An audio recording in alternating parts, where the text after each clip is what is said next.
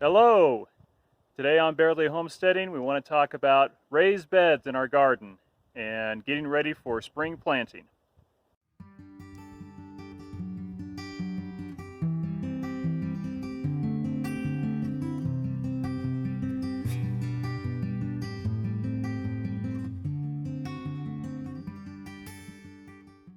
Good afternoon and welcome to Bearly Homesteading. This is Lumberjack, and today we want to talk to you about our raised beds in our garden. With spring coming, we're getting ready to start planting and preparing the beds. So we're going to do a series on our raised beds. Today we just want to talk about the construction of the raised beds themselves, and then later we're going to talk about some of the cold frame options that we have employed. So the construction of our raised beds are pretty simple. It's essentially 2x6s and 2x4s. We went with all pressure treated wood so that it wouldn't degrade in the sun and the weather as much. Now with pressure treated wood you do have to be a little careful. Pressure treated wood that was produced after, I believe it's 2003, doesn't have the chemicals that will leach out into the soil. After 2003 they changed the formulation, and so that pressure treated wood is okay. Now our raised beds are essentially a 4-foot by 12-foot frame made of 2x6s, and we just made a box with the 12-foot boards and the 4-foot boards and laid those boxes on top of one another.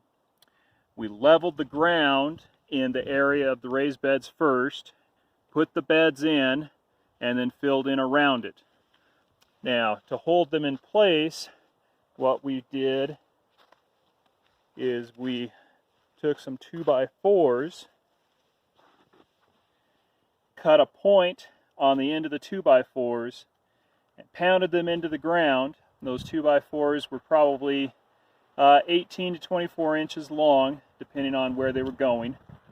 And then we put one of those in each corner of the bed that we could screw the box to. That keeps the bed in place.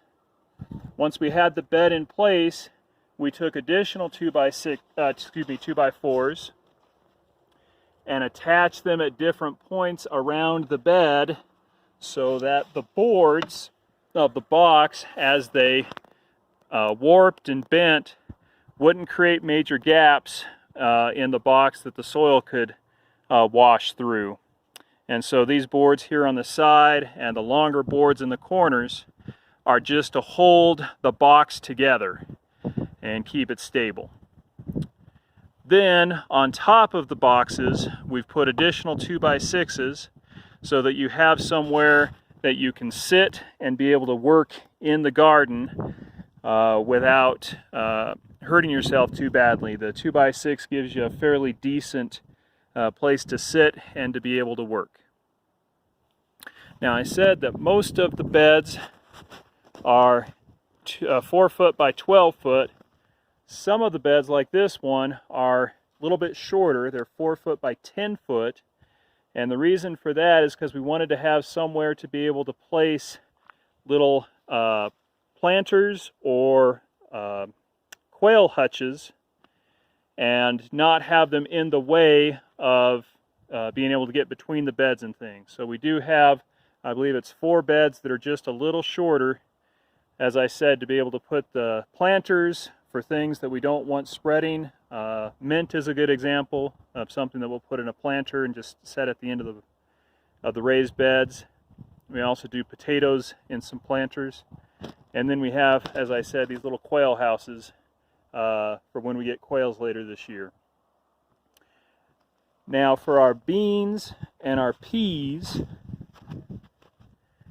in addition to the raised bed, we've put some fencing up so that the peas and the beans have somewhere to grow on, climb up. And these are just 2x4s that we have attached to the bed with some pretty heavy-duty architectural bolts. We got some 45-degree angles in the corners to carry the shear load. And then we've just got some fencing stapled to it to give the peas and the beans something to grow up on. So while this area where we have our garden is fairly flat, it's not super level. For mountain, it's pretty level, but that doesn't mean much when it comes to trying to level your ground for raised beds. So you'll notice on this particular bed, the height of the bed is 4 2x6 boards, so it's about 2 feet high.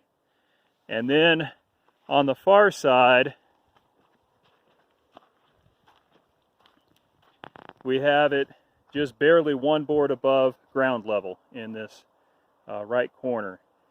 And so that's how much the ground is sloping away and how much we had to dig out to be able to level the boxes when we put the raised beds in. So after we got the beds in, we lined the bottom of all of the beds with cardboard so that we could kill off the grass and any vegetation that had roots under there.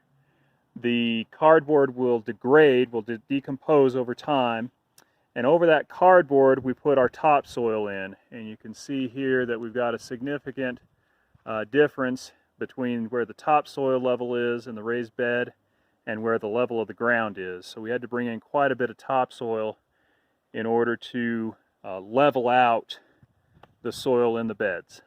It also gave us a good start for the plants, some good topsoil, and we've been mixing in nutrients, compost, mushroom mulch, compost from our own compost pile over time to continually improve that soil. One more thing I'll say about these raised beds is underneath the 2x6 seats, sitting on top of the bed boxes, I have these little wedge supports, and these wedge supports help give the seat some stability so that it doesn't want to rock when you sit on it. And these wedge supports are nothing more than the pieces that I cut out of the stakes that are in the corners of each of the beds. And so we cut off a point on the stakes, saved the points, counter drilled them, and then attached them underneath the seats as the supports. So reusing our materials as much as possible.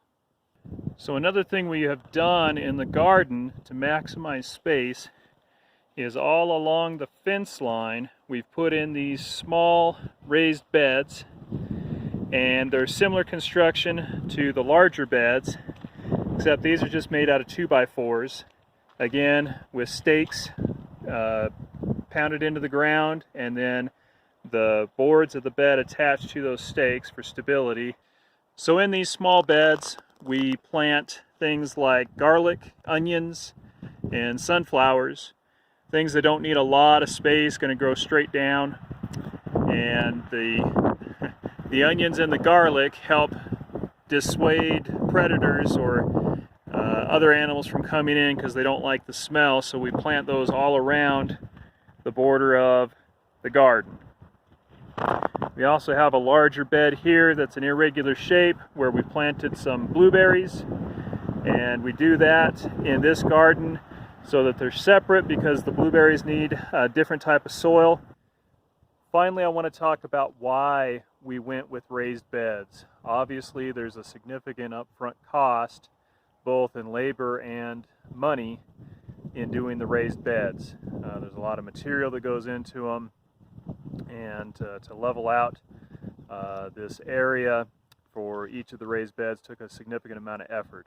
So why did we go with raised beds? Well, there's a number of benefits for our specific situation in using raised beds. First is the weather, the climate.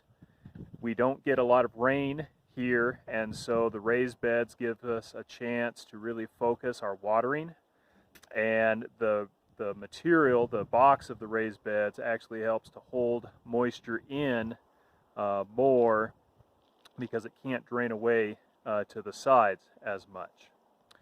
Second benefit is temperature. In the springtime, the raised beds, because they're raised up from the ground, actually heat up faster, and so the ground heats up faster, allows us to get plants in the ground just a little bit quicker in the springtime. Now, the converse is also true in the fall. They cool off faster because they don't have as much mass and they lose heat faster. But by the time that's happening in the fall, most of our crops are pretty much done. The next reason is the soil up here in the mountains of Colorado is not the greatest. It's pretty rocky and not a lot of nutrients. And so again, allows us to focus our efforts as far as fertilizers go and composting just in those specific raised bed areas where we're going to be growing plants. The last benefit actually has to do with the labor to put the garden in. Because we didn't have a very a very level area, we needed to level out places to put the garden. And because we don't have a tractor, we had to do it by hand. And so leveling out just the specific areas for the raised beds was a significantly less amount of work than leveling out terraces for the garden area. So those are the specific reasons why we went with raised beds. Everyone's situation is different, and so they're not for everyone. Now, for those of you who don't have a lot of acreage, raised beds are a good way to get into gardening. If you have a small backyard or front yard even, you can put raised beds around the edges and still maintain a pretty good yard area and start gardening in some raised beds on the edges of your yard. If you live in an apartment or somewhere where you don't have any land, raised beds really aren't going to work for you. You're going to want to look more into a planter box or just pots in an apartment or a condo setting. And we'll be talking about those in a later segment when we talk about the container plantings that we do. All right, I hope you enjoyed this episode of Barely Homesteading about our raised beds in our garden. As I said, spring is coming, and as soon as the snow melts and is gone for good, we'll be looking at planting. That's still probably, a month, maybe a month and a half away, except for the inside the cold frames and inside the greenhouse, and we'll be talking about those in later weeks. So for Barely Homesteading, this is Lumberjack, and use it up, wear it out, make it do, or do without. All right, first day of spring on the homestead. Let's see what spring has brought us.